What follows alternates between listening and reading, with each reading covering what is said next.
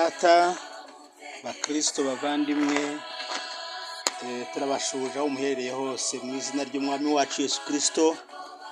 Amahoro y'Imana bane namwe. Reka dusuhuze duhereye mu Rwanda, abari mu ntara zose enye z'u Rwanda, wongera umujyi wa Kigali, mwese tubahaye ikaze. Imana ibaho umugisha. Hariho mugenzi wacu, inshuti yacu idukurikirana, iri mu karere ka Kayonza. Ejo bundi yaranyibukije ati kutajya udusuhuza, nawe ndamusuhuje yumvemo ikaze.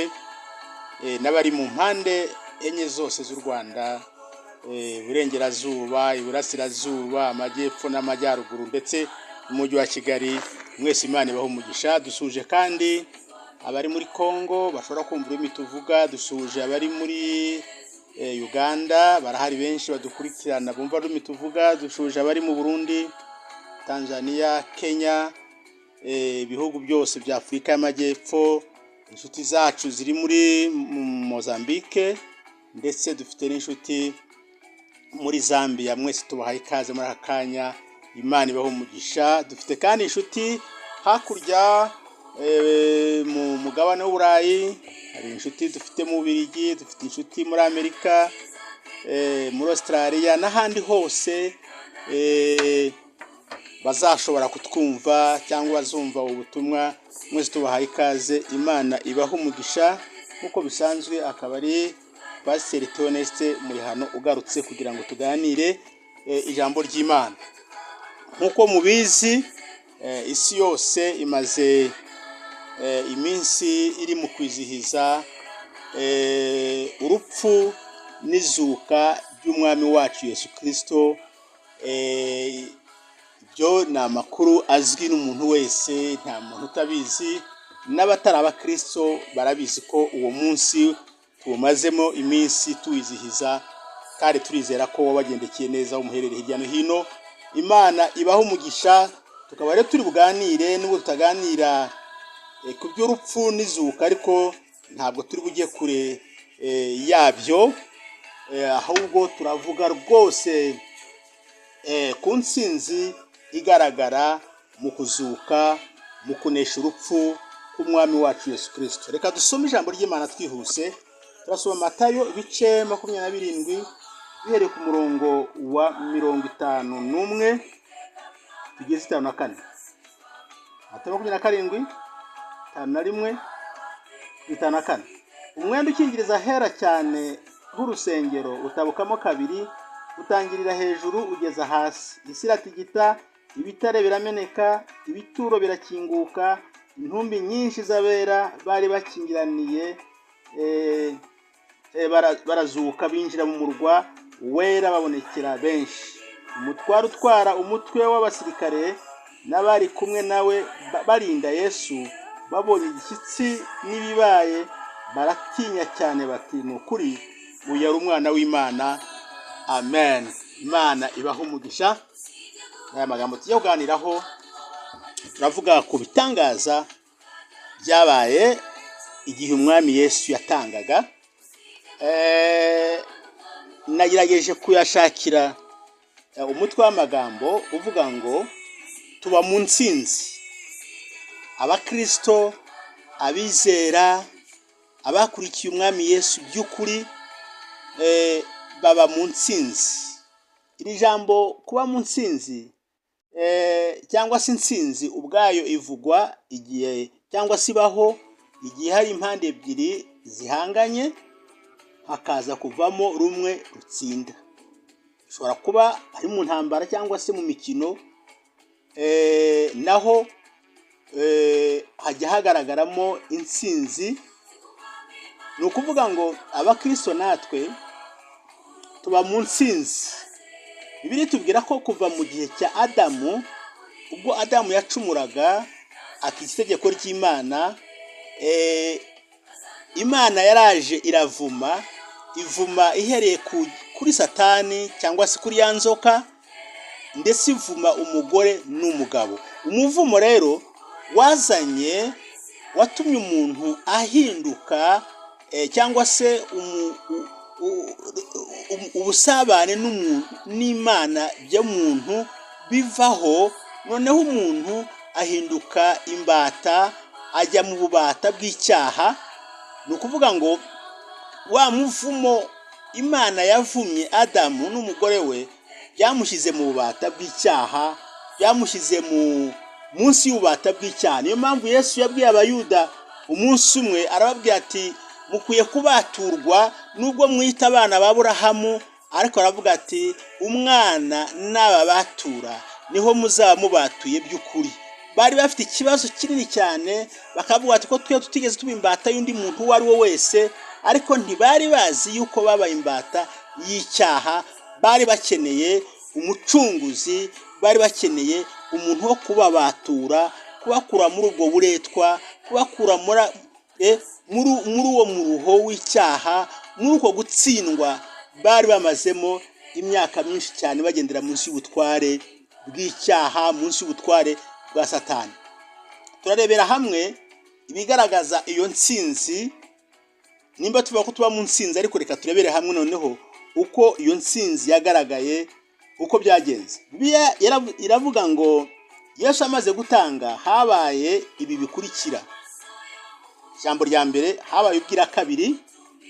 Ubwira kabiri ni igihe izuba rireka gutanga umucyo waryo, bitewe nuko izuba riba rigeze aho ritabasha kumurika neza, rigahura n'ukwezi, noneho izuba ntishobora gutanga umucyo waryo nk'uko bisanzwe, tukavuga ko habaye ubwira kabiri. Ahangaha Yesu amaze gutanga ikintu cya mbere cyagaragaye, ngo ubwira kabiri bwaraje, hari mu masaha y'isaa 9, ariko ngo ubwira kabiri buraza bihinduka n'ijoro, haba umwijima, bituma abantu bagira ubwoba bwinshi cyane. Bisobanura ngo izuba ryaretse gutanga umucyo waryo, kuko hari haje undi mucyo ukomeye mu isi, ari we Yesu Kristo. Niwe waraje kumurikira isi kugira ngo avane isi mu mwijima yari imazemo imyaka ni myinshi munsi y'icyaha. Yohana ibice 8:12, Yesu yaravuze ati ningiye mucyo w'isi, unkurikira ntazagenda mu mwijima na hato, ahubwo azaba afite umucyo w'ubugingo. Imana ishimwe cyane, Yesu yaje kuba umucyo w'isi no kuvanaho umwijima w'icyaha abantu bagenderagamo, atangaza umucyo w'agakiza, umucyo w'Imana, ukuraho umwijima wa Satani. Ni ukuvuga ngo imbaraga za Satani, ubutware bwa Satani bwaraneshejwe igihe Yesu yatangaga wa munsi. Yesu yatangaga mu masaha y'isaa 9, Yesu amaze gutanga umucyo w'Imana waviriye isi yose, kubera ko umwami w'abami, umucyo yaraje kuba umucyo w'isi. Ikibazo kiri aha ni ukwibaza ngo mbese uwo mucyo warawubonye, uwo mucyo w'isi warakumurikiye, cyangwa uracyagendera mu mwijima? Imana idufashe cyane. Ariko Yesu yaraje ngo umucyo ugaragare nyakuri, umucyo w'agakiza. Ijambo rya kabiri yatubwiye ngo umwenda wakingirizaga hera wasadutsemo kabiri, uhereye hejuru ukageza hasi. Bisobanuye ko Imana yakuyeho urusika rwari hagati yacu nayo, kugira ngo wa mushyikirano wari uriho na mbere hose kuva igihe cya Adamu. Gusoma igitabo cy'Itangiriro kitubwira yuko mu gihe cya Adamu Imana yajyaga imusura we n'umugore we ngo mafu ya nimugoroba, ngo ikabasura, bakaganira, bakanezeranwa nayo. Ni ukuvuga ngo Yesu ari ku musaraba amaze gutanga, yagaruye bwa busabane, kuko yari amaze kwishyiraho ibyaha by'abatuye isi bose, akemera gupfa mu cyimbo cyacu, kugira ngo twebwe abari bapfuye, biriya ni kuvuga abari bapfuye, duhinduke kuba bazima, duhinduke kuba bazima na Kristo, kuko urupfu rwe rwaduhinduye abazima, rukatuvana mu rupfu rw'iteka. igitambo Yesu Kristo kandi yinjiye rimwe gusa, cyangwa yatambwe igitambo kimwe gusa kitari nk'icya bene Lewi bahoraga batamba iminsi yose. Kandi Yesu na n'ubu ni umutambyi udutambira ibitambo, ahubwo ahora dusabira imbere y'Imana.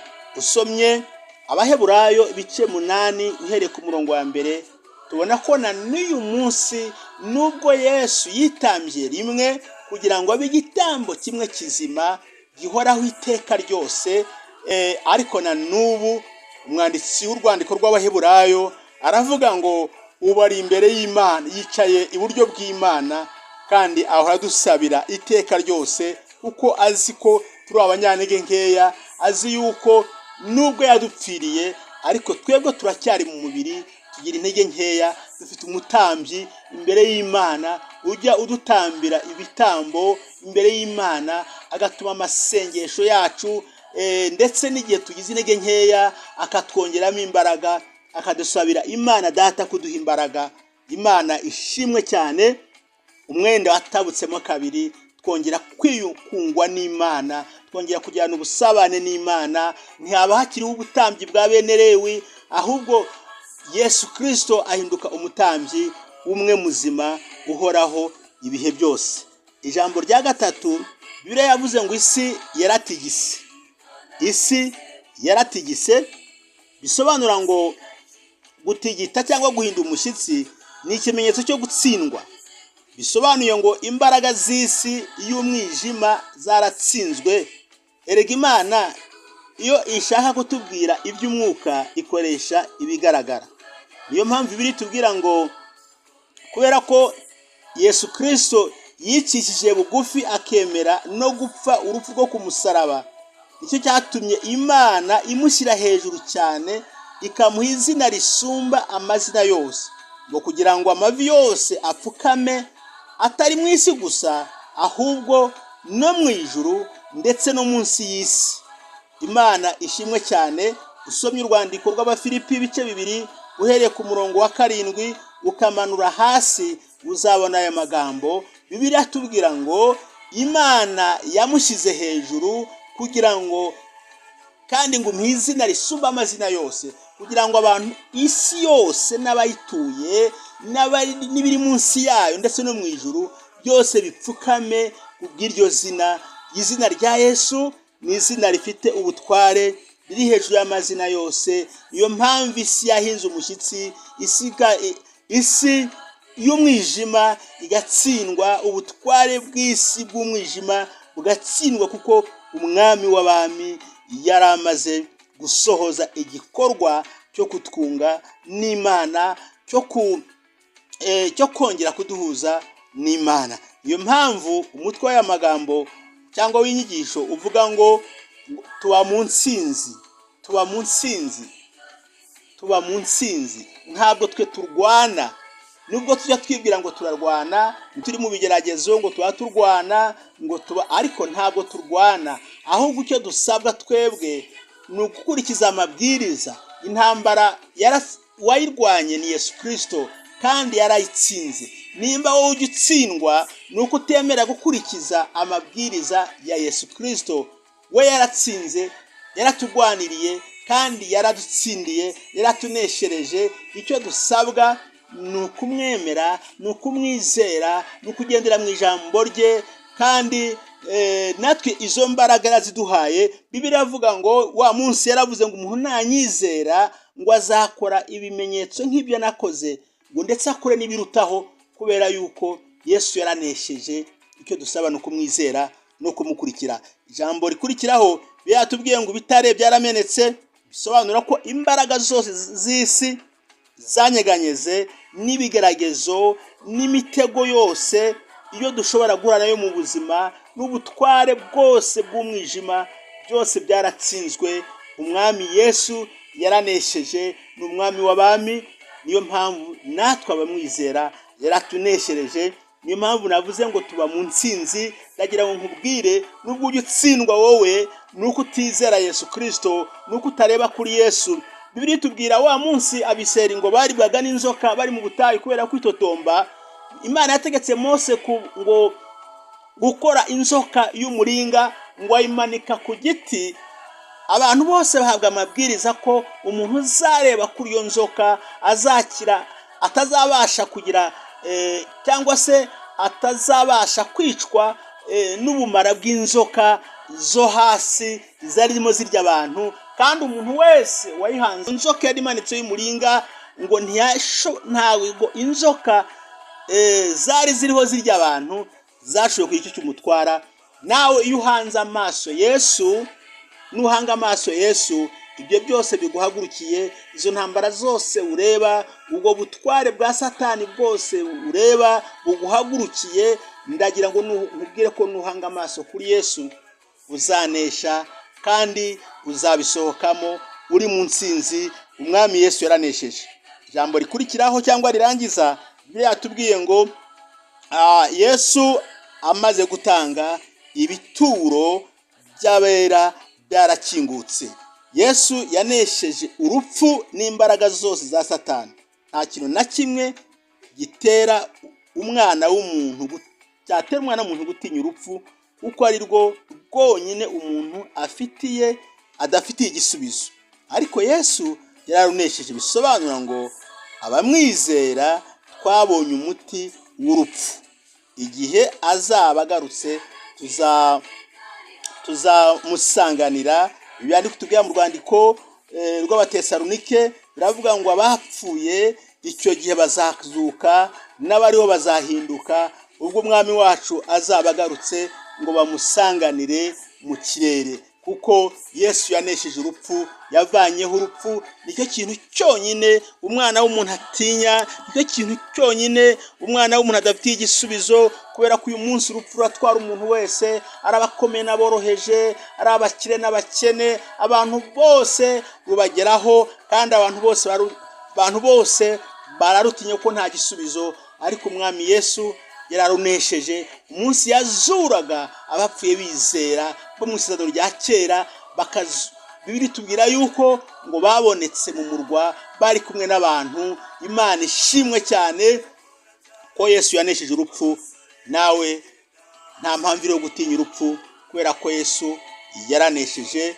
Naho urupfu tuvuga si urupfu rw'umubiri, kuko uyu mubiri dufite ntuzahoraho, ariko urupfu tuvuga ni urupfu rw'iteka, ni urupfu rw'icyaha. Bibiliya iravuga ngo icyaha kirakora kikabyara irari, rirabikora rikabyara icyaha, icyaha kikabyara urupfu. Yesu yavanyeho urupfu rw'icyaha, urupfu rw'iteka. Bivuga ngo abamwizera naho baba batakiriho mu buzima, ariko bazabana nawe mu buzima bw'iteka ryose.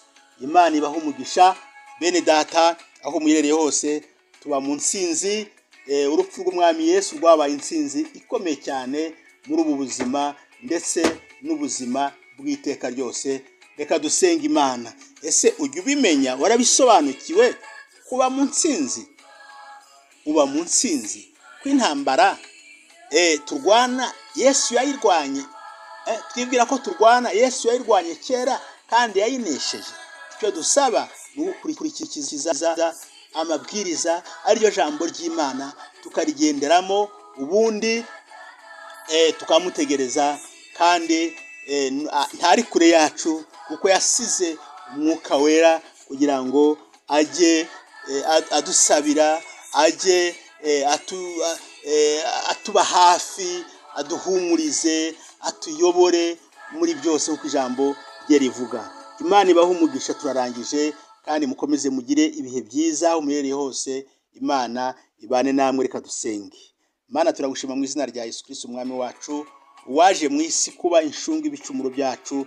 Turagushimira ko Yesu wagiye ku musaraba kandi ukatwunga n'Imana. Bibiri tubwiye yuko igihe watangaga habaye ibitangaza bikomeye, isi igahinda umushyitsi, ubwira kabiri bukaza, izuba rikajya gutanga umucyo waryo, kuko umwami w'umucyo, umwami w'izuba, umwami wa byose yari ku musaraba. Turagushima rero kuko wagiye ku musaraba ku bwacu, ukemera gupfa, kandi wanesheje urupfu ukazuka. Natwe niko ujya utuneshereza, wanesheje isi, wanesheje ubutware bwose bw'umwijima, kandi natwe waduhaye ubwo butware. Turagushima rero, komeza ufasha abantu bose bakwizera bakwiringira mu izina rya Yesu, kandi abatarakumenya turabasengera kugira ngo nabo abazumva ubutumwa bwiza bose aho baherereye, imbaraga z'Imana zizakore ku mitima yabo, bahindukire bave mu mwijima bajye mu mucyo, bave mu rupfu bajye mu bugingo bw'iteka ryose. Urakoze kuko udahinduka, ngakomeza ubane natwe mu izina rya Yesu, amen. Imana ibahe umugisha kandi Imana ibagire neza. Turarangije nk'uko bisanzwe, iyo turangije tujya tubasaba kandi tukanashimira abadukoreye subscribe, abajya bakora share, abakora comment, abajya bakora like, byose kubikora ni byiza cyane kuko bidufasha kubona, bifasha YouTube channel yacu gukura. Dukeneye gukura tukagera naho ijwi ryacu rikagera ndashobora kugera uyu munsi, ndetse tukava no kuvugira hano mu inyuma y'amarido tukajya hagaragara tukaboneka. Kandi namwe bibafasha ko iyo mwabikoze igihe dushyizeho cyangwa dushyizeho ubutumwa mushobora kubimenya ku gihe. Imana rero ibahe umugisha, kandi iki cyumweru twatangiye kibabere cy'umugisha. Imana ibarinde kandi ibagenda imbere amanywa nijoro, kandi mwibuke ko muri mu ntsinzi. Abakristo muri mu ntsinzi. Urupfu rwa Yesu ni intsinzi ikomeye cyane ku mbaraga zose z'isi, imbaraga z'icyaha, imbaraga z'isi, imbaraga z'abadayimoni, imbaraga zose z'umwijima. Turi mu ntsinzi ikomeye cyane kuko twahindutse abana b'Imana, tugahabwa ubutware twari twaranyazwe n'icyaha, tukongera kugira ubwo butware bwo kwitwa abana b'Imana. Kandi Imana ibahe umugisha. Turangije kandi dushimira korali Rehobote, dukoresha indirimbo zabo muri ivugabutumwa. Imana ibahe umugisha. Indirimbo zabo muzishatse mwazisanga kuri YouTube, niho ziri, kandi indirimbo nziza. Wakwandika gusa ngo ADPR korali Rehobote, ADPR Remera korali Rehobote, uzahita ubona indirimbo zabo kandi zizagufasha. Umugisha. Turasoje, ubwo nawe ubutaha. Imana ikomeze kubarinda mu izina rya Yesu, amen.